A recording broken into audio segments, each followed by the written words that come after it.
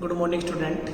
देखिए, हमने पिछले क्लासेस में एक तो एंडोक्राइन सिस्टम पढ़ा था, यानी एंडोक्राइन ग्लैंड्स की पूरी स्टडी की थी हमने। उससे पहले जो भी हमने स्टडी की है उसके अंदर, यानी उसके बाद में जो स्टडी की है हमने वो की है हमने रिप्रोडक्टिव साइकिल्स, इसमें estrous cycle and menstrual cycle. उसके बाद में ओवुलेशन पढ़ा हमने, मेनोपॉज पढ़ा है, इम्प्लांटेशन पढ़ा है। आज जो हम पढ़ने जा रहे हैं अपना फिजियोलॉजी का बहुत इम्पोर्टेंट चैप्टर है, उसका नाम है नर्वस सिस्टम। देखो, जितने भी मल्टीपलर यानी मल्टी सेलुलर ऑर्गेनिज्म हैं, जीव हैं, यानी जितने भी मल्टी सेलुलर एनिमल्स हैं, उनकी बॉडी के अंदर दो सिस्टम होते हैं जो पूरी बॉडी को रेगुलेट करने का काम करते हैं। पूरी बॉडी को रेगुलेट करने का जो काम करते हैं वो दो सिस्टम होते हैं, और उन दोनों सिस्टम देखिए टू मेजर सिस्टम होते हैं जो हमारी बॉडी को कंट्रोल करने का कार्य करते हैं। वो दो मेजर सिस्टम क्या होते हैं?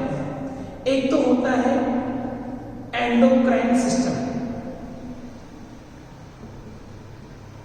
और एक होता है नर्वस सिस्टम। ये दोनों सिस्टम मिलकर पूरी बॉडी के जितने भी फंक्शंस होते हैं, जितनी भी क्रियाएं होती हैं, जो भी चीजें होती है, ऑर्गन्स होते हैं, उन सबको रेगुलेट करने का कार्य करते हैं। हमने एंडोक्राइन सिस्टम के बारे में स्टडी कर चुके हैं।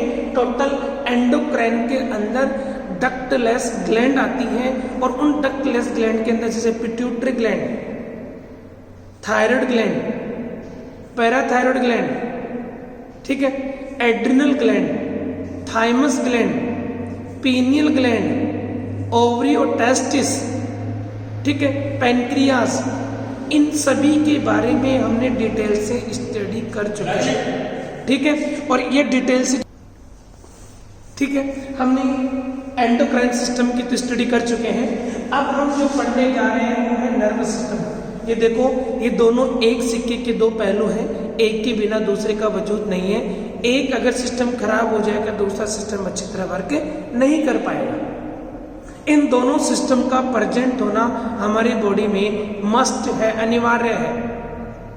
ये दोनों सिस्टम अगर प्रॉपर तरीके से काम करते हैं तो हमारी बॉडी में किसी प्रकार की कोई भी डेफिशिएंसी, कोई भी सिंड्रोम नहीं होगा, और हम प्रॉपर रूप से अपने कार्य को निपुण करेंगे। देखा जाए इन दोनों में कंपैरिजन अगर किया जाए तो देखिए, तो नर्वस सिस्टम होता है वो एंडोक्राइन सिस्टम की तुलना में फास्ट गति से काम करता है, ठीक है। एंडोक्राइन सिस्टम जो हार्मोन स्रावित करते हैं वो स्लोली वर्क करते हैं, लेकिन नर्वस सिस्टम में जो वर्क होता है बहुत ही फास्ट गति से कार्य होता है। ये अलग अलग तरीके से कार्य करता है नर्वस सिस्टम। ये संपूर्ण सजीव और विभिन्न अंगों की क्रियाओं को नियंत्रित एवं रेगुलेट करने का काम करते हैं।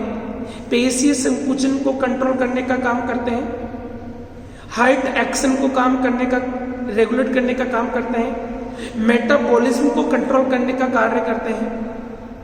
इसके अलावा विभिन्न अंगों और तंत्रों के बीच में एक मीडिएटर के रूप में काम करते हैं, एक लिंक जोड़ते हैं। एक ऑर्गन से दूसरे ऑर्गन तक सूचना पहुंचती है, एक लिंक के द्वारा ये कोऑर्डिनेशन का काम भी करते हैं। ये जंतु को बाहरी वातावरण के प्रति जो क्रियाएं होती हैं, यानी जंतु और बाहरी वातावरण के बीच में क्रियाओं को नियंत्रित करने का कार्य भी करते हैं। ये बाहरी उद्दीपनों को ग्रहण करके उनके प्रति रेस्पॉन्स दिखाने का कार्य भी कौन करता है? नर्वस सिस्टम, ठीक है। देखो, नर्वस सिस्टम की अगर बात करें हम, कशेरुकियों में जो तंत्रिका तंत्र होता है, कशेरुकियों में जो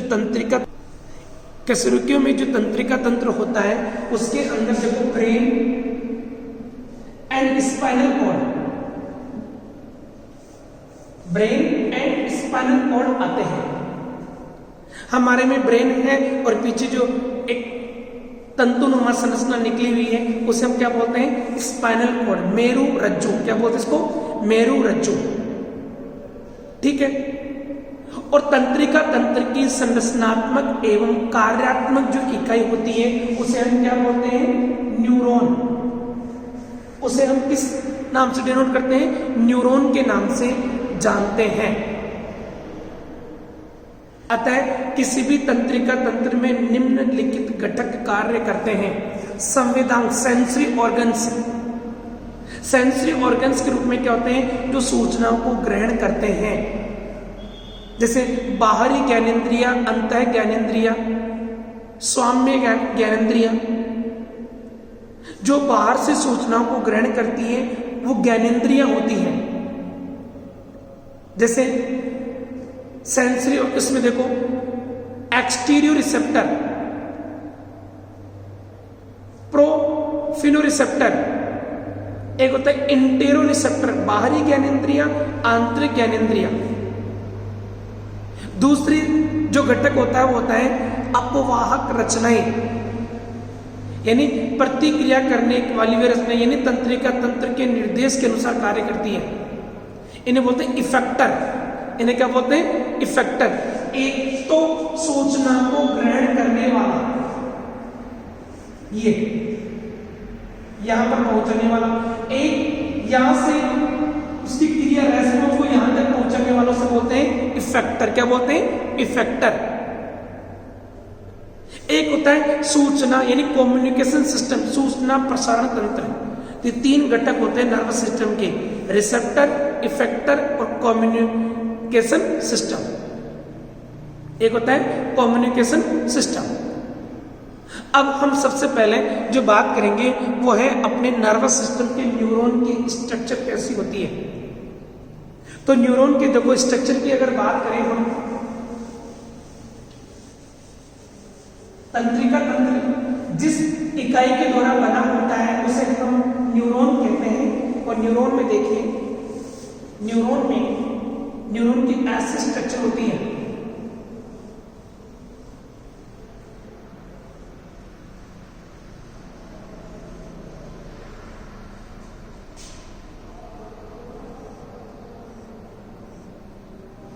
ऐसे।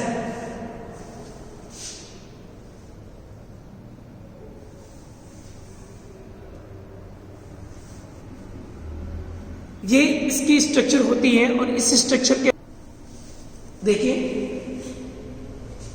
ये न्यूक्लियस होता है, ये पार्ट क्या था इसका? सोमा बॉडी। ये छोटे छोटे जो सोमा से निकलते हैं तंतु इन्हें बोलते हैं डेंड्राइट्स। और जो सोमा से बड़ा तंतु निकलता है उसे बोलते हैं एक्सोन। बड़े तंतु को क्या बोलते हैं? एक्सोन बोलते हैं। ठीक है। इसमें काफी सारी ऐसे ग्रेन्यूल्स पाई जाती है जिन्हें हम क्या बोलते हैं? Nasal bodies. क्या बोलते हैं इनको? Nasal bodies. ठीक है। इसमें टोटल सेल ऑर्गेनल्स प्रेजेंट होते हैं सेंट्रियोल को छोड़कर, यानी कोशिका द्रव्य में सेंट्रियोल के अतिरिक्त सभी कोशिका अंगक जैसे राइबोसोम, माइटोकॉन्ड्रिया, गोल्जी बॉडी, ठीक है, एंडोप्लाज्मिक रेटिकुलम, ये सारे के सारे इसके इस कोशिका द्रव्य में प्रेजेंट होते हैं। किसमें प्रेजेंट होते हैं? इसके कोशिका द्रव्य के अंदर प्रेजेंट होते हैं। ठीक है। इसे क्या बोलते हैं? न्यूरोप्लाज्म। क्या बोलते हैं? न्यूरोप्लाज्म। ठीक है। नीजल बॉडी जो होती है इस सोमा पार्ट में होती है, एक्सोनिक पार्ट के अंदर प्रेजेंट नहीं होती है। ठीक है। और इसके अंदर जो माइटोकॉन्ड्रिया होते हैं उनकी संख्या इसके अंदर ज्यादा होती है एक्सोन पार्ट में, क्योंकि माइटोकॉन्ड्रिया एक केमिकल पदार्थ का संश्लेषण करते हैं जो एक न्यूरोट्रांसमीटर होता है जिसका नाम है एसिटाइलकोलिन। और ये एसिटाइलकोलिन क्या करता है, एक तंत्रिका से सूचना अगले तंत्रिका तक पहुंचाने के लिए एक न्यूरोट्रांसमीटर की आवश्यकता होती है। और उस न्यूरोट्रांसमीटर का संश्लेषण कौन करता है, एक्सोन पार्ट में पड़े हुए माइटोकॉन्ड्रिया इस न्यूरोट्रांसमीटर का संश्लेषण करते हैं। ठीक है, तो ये तो होगी इसकी स्ट्रक्चर। देखो अगर इसके आगे वाले खंड में से छोटे छोटे तंतु होते हैं, इन्हें बोलते हैं टीलोडेंड्राइट्स। क्या बोलते हैं इनको, टीलोडेंड्राइट्स। ठीक है, अब देखो ये तो इस सोमा पार्ट की बात है। इसमें प्रोसेसेस प्रवर्ध कितने होते हैं, कोशिका पहला पार्ट था इसका सेल बॉडी या सोमा बॉडी, दूसरा है सेल प्रोसेसेस। ये कितने होते हैं, दो होते हैं, एक होते हैं एक्सोन और दूसरा क्या होता है, डेंड्राइट्स। एक्सोन की बात करें तो इस सोमा पार्ट से निकला हुआ बड़ा तंतु, बड़ा प्रवर्ध, जिसे हम क्या बोलते हैं, एक्सोन बोलते हैं। और एक्सोन के अंदर जो कोशिका द्रव्य होता है उसे बोलते हैं हम एक्सोप्लाज्म। क्या बोलते हैं उसको, एक्सोप्लाज्म। कशेरुकियों के कई न्यूरॉन के अंदर देखो इसका जो एक्सोन पार्ट है, कशेरुकियों के जो तंत्रिकाएं होती हैं उनके ऊपर, इस एक्सोन पार्ट के ऊपर एक फॉस्फोलिपिड का, किसका, एक फॉस्फोलिपिड का एक सफेद आवरण पाया जाता है। ऐसे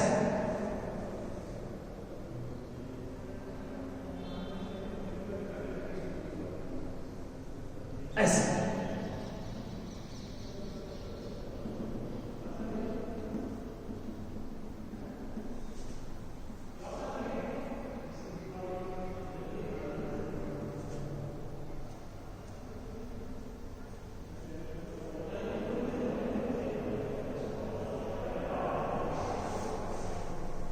ये एक फॉस्फोलिपिड का आवरण पाया जाता है जिसे हम क्या बोलते हैं, माइलिन शीट। क्या बोलते हैं, माइलिन शीट। ये है माइलिन शीट, माइलिन आच्छद, हिंदी में क्या बोलते हैं इसको, माइलिन आच्छद। ठीक है, और ये फॉस्फोलिपिड की एक श्वेत परत, श्वेत स्तर होता है। और जिन तंत्रिकाओं के अंदर माइलिन शीट पाई जाती है उनमें तंत्रिका आवेग का संचरण कई गुना बढ़ जाता है, बहुत फास्ट गति से होता है। ये माइलिन शीट कंटिन्यू नहीं होती है, दो माइलिन शीटों के बीच में गैप पाया जाता है। क्या पाया जाता है, गैप पाया जाता है, जिसे क्या बोलते हैं, नोड ऑफ रेनवियर। देखो इनके बीच में ये क्षेत्र है, तो इस क्षेत्र को क्या बोलते हैं, नोड ऑफ रेनवियर। रेनवियर के नोड कहा जाता है। दो माइलिन शीट के बीच में छोटा सा गैप होता है, वहां पर किसी भी प्रकार का आवरण नहीं पाया जाता। जो एक्सोलेमा होती है वो डायरेक्ट एक्स्ट्रा सेलुलर फ्लूइड के संपर्क में होती है। किसके संपर्क में रहती है, एक्सोलेमा होती है वो डायरेक्ट किसके संपर्क में रहती है, एक्स्ट्रा सेलुलर फ्लूइड के संपर्क में रहती है। और यहां पर आयनों का आदान प्रदान होता रहता है। और इस नोड के बीच में जो ये जगह होती है, जैसे ये नोड है, नोड ऑफ रेनवियर है, इसके और इसके बीच में ये जो जगह होती है माइलिन शीट वाली जो होती है, इसे बोलते हैं इंटरनोड। क्या बोलते हैं, इंटरनोड। और ये इंसुलेटेड आवरण होता है। कौन सा होता है, इंसुलेटेड आवरण होता है। ना तो इधर से कोई आयन बाहर आ सकते और ना ही कोई आयन अंदर जा सकते हैं। इस बात को अच्छी तरह याद करना है। जहां पर माइलिन शीट पाई जाती है उस एरिया के अंदर ना तो कोई आयन अंदर जा सकते और ना ही कोई आयन बाहर आ सकते, अर्थात वो इंसुलेटेड आवरण होता है। जिस प्रकार से डोरी के ऊपर कवर लगा होता है, वायर के ऊपर डोरी होती है, उसके ऊपर प्लास्टिक का कवर चढ़ा होता है, वायर के ऊपर, तार के ऊपर, उसको पकड़ने से जो अंदर करंट बहता है वो बाहर नहीं आता, यानी आयनों का बाहर विसर्जन नहीं होता। हम उसको बाहर से पकड़ ले तो हमारे करंट नहीं आएगा। इसी तरह से ये जो आवरण होता है ये एक अवरोधक होता है, इंसुलेटेड आवरण होता है। ना तो आयन अंदर जा सकते और ना आयन बाहर जा सकते। आयनों का आदान प्रदान सिर्फ कहां पर होगा? नोड ऑफ रेनवियर वाली जगह पर ही। किस पर होगा?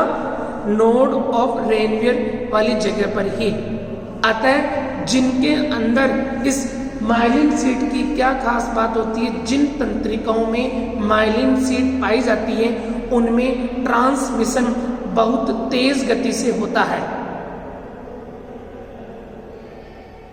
क्योंकि आयनों का आदान प्रदान कहां पर होगा? सिर्फ नोड ऑफ रेनवियर।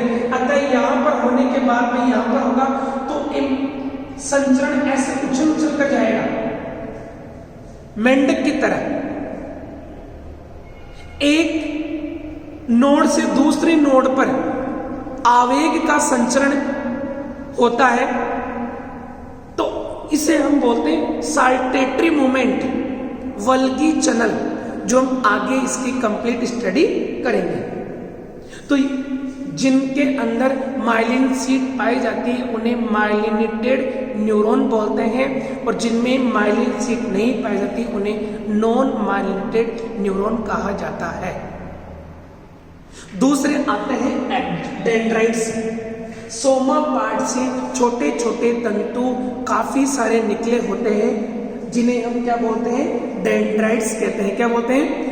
ये कम लंबाई के सूक्ष्म परवर्त होते हैं जो सोमा पार्ट से अधिकांश भाग से जुड़े होते हैं, और ये तंत्रिका आवेग को सदैव न्यूरॉन के सोमा पार्ट की तरफ ही प्रसरित करते हैं। अतः इन्हें अभिवाही न्यूरॉन कहा जाता है, अभिवाही तंतु कहा जाता है, अफरेंट। जबकि एक्सोन होते हैं वो आवेग को इधर से लेकर आगे की तरफ, एक्सोन होते हैं वो इधर से आवेग को लेकर आगे की तरफ प्रसरित करने का काम करते हैं। अतः उन्हें क्या बोलते हैं? इफरेंट प्रवर्ध। क्या बोलते हैं? इफरेंट प्रवर्ध। ठीक है, तो ये है अपने इस न्यूरॉन की। देखिए कुछ न्यूरॉन्स में इस एक्सोन पार्ट से भी कुछ शाखाएं निकलती हैं जिन्हें हम क्या बोलते हैं? तीसरी स्ट्रक्चर होती है कोलेट्रियल्स। उन्हें क्या बोलते हैं हम? कोलेट्रियल्स। ठीक है, ये कंप्लीट स्ट्रक्चर है। सोमा पार्ट है, प्रोसेसेस तीन होते हैं, डेंड्राइट्स हो गए, एक्सोन हो गए, कोलेट्रियल्स हो गए। ये एक न्यूरॉन की एक प्राइमरी स्ट्रक्चर है। एक सिंपल न्यूरॉन का डायग्राम है। ठीक है, मैंने आपको पहले बता दिया कि इसके कोशिका द्रव्य में सेंट्रियोल नहीं पाया जाता, अतः इसमें कोशिका विभाजन की क्रिया विधि भी नहीं होती है। सेंट्रियोल के अलावा जितने भी कोशिका अंगक होते हैं वो सारे के सारे इसके कोशिका द्रव्य में प्रेजेंट होते हैं। ठीक है, सोमा पार्ट के अंदर नीजल बॉडीज कुछ अलग प्रकार की पाई जाती है जो अन्य कोशिकाओं में किसी में भी नहीं पाई जाती, जो प्रोटीन संश्लेषण की क्रिया में भाग लेती है। इसमें माइटोकॉन्ड्रिया की संख्या ज़्यादा होती है। एक्सोन पार्ट में सबसे ज़्यादा संख्या माइटोकॉन्ड्रिया की होती है, क्योंकि ये एक न्यूरोट्रांसमीटर एसिटाइलकोलिन का संश्लेषण करते हैं जो एक्सोन यानी नर्व इम्पल्स को, तंत्रिका आवेग को एक न्यूरॉन से दूसरे न्यूरॉन पर पहुंचाने के लिए एक ट्रांसमीटर की तरह कार्य करता है। ठीक है, जिसे हम क्या बोलते हैं? एसिटाइलकोलिन, एक न्यूरोट्रांसमीटर है। ठीक है, अब हम नेक्स्ट क्लास में न्यूरॉन के प्रकार और किस प्रकार से इसके अंदर आवेग का संचरण होता है उसके बारे में हम स्टडी करेंगे। आवेग का संचरण की हम तंत्रिका आवेग के लक्षण पढ़ेंगे, उद्दीपन कैसे होता है, नर्व इंपल्स क्या होती है, एक न्यूरॉन से दूसरे न्यूरॉन पर किस प्रकार से आवेग का संचरण होता है, उसके बारे में हम डिटेल से स्टडी करेंगे। जय हिंद।